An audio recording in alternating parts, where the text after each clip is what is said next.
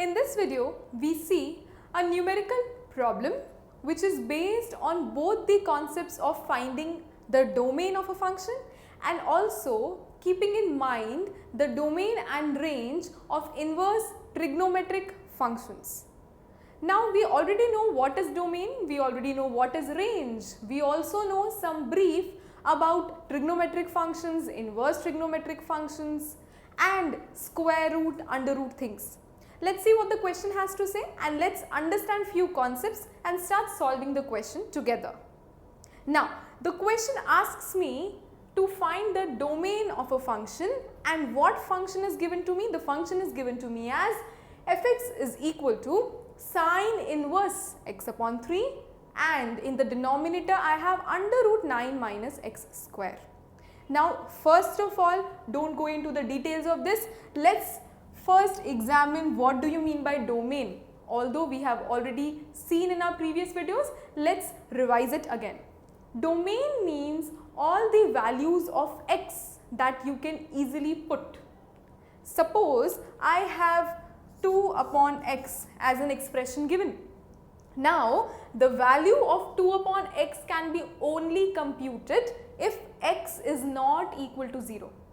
Suppose the denominator is 0, I say the value does not exist. So that is the case where I say that the domain means the values of x which you can easily put so that the function exists. Now when you know the definition of domain, let's see about the function again. It is sine inverse x minus 3 upon under root 9 minus x square. Now what about the numerator? The numerator is something in sine. Now sine value always lies between minus 1 to 1. Sine 90 is 1, sine 45 is 1 upon root 2, sine 0 is 0. Similarly, sine minus of something can also come as minus 1. But except minus 1 and 1, sine value will not change. It will always lie between minus 1 and 1 only. So that means the value of sine inverse will always lie between minus 1 and 1. That means x minus 3 will always lie between minus 1 and 1, wherein you have to include both minus 1 and 1. So I have written less than or equal to, greater than or equal to. Now what do you need to do? You need to find out the value of x from these things. Now x minus 3 is less than equal to 1 from where? From this part, and x minus 3 is less than equal to minus 1 from where? From the category here. What is the value of x? X is less than equal to 4. From here, what is the value of x? X is less than equal to 2. This is already done where in our linear inequalities chapter there is some change. We have here less than, but here it would be greater than. So the value has to be greater than. The symbol will change. Why it will change? Because there is mouth open towards x minus 3. So it becomes greater than equal to, this is the only change. Otherwise it's fine. Now what is the value actually? What is the interval that I get? My value of x should be greater than equal to 2 but less than equal to 4. So x is basically 2 to 4 from this answer. But is this the final answer? No.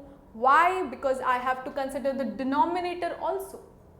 Considering the denominator, which is what? Which is under root 9 minus x square, I know square root is always a positive quantity.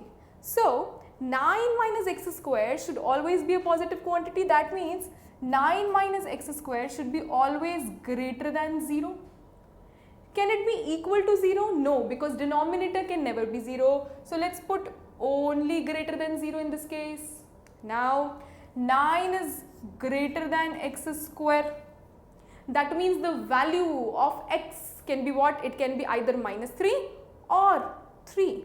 So I can easily write x square minus 9 is less than 0. X minus 3 into x plus 3 is less than 0. Making just factors as it is.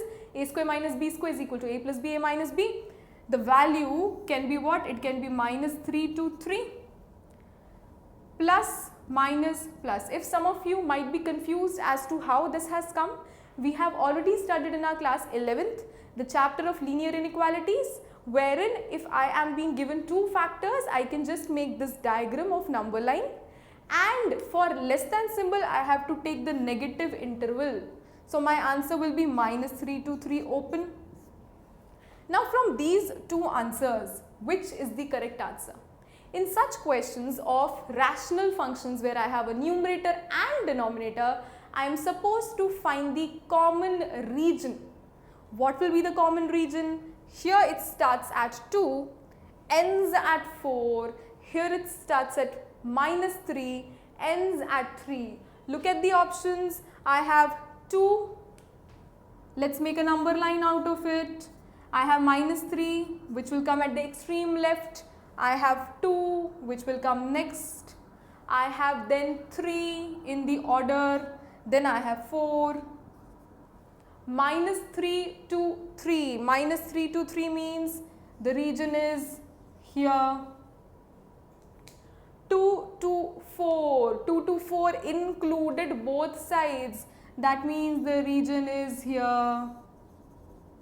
What is the common region? The common region is where you have both black and red marker ink, which gives me this region here. And the region is what? From 2 to 3, where 2 has a complete darkened dot. That means 2 is a square bracket, while 3 has an open dot. So 3 is open. So this should be my answer. Let's check which option it is. It is option number B. So in this question, we saw hybrid concepts which used inverse trigonometric functions also, square root also the concept and knowledge of linear inequalities which we solved. We should keep everything in mind, especially the last but not the least important point, that if you have two answers, which will be the final answer will depend upon the common region of intersection. So my answer to this question is 2 to 3, 2 included, 3 excluded.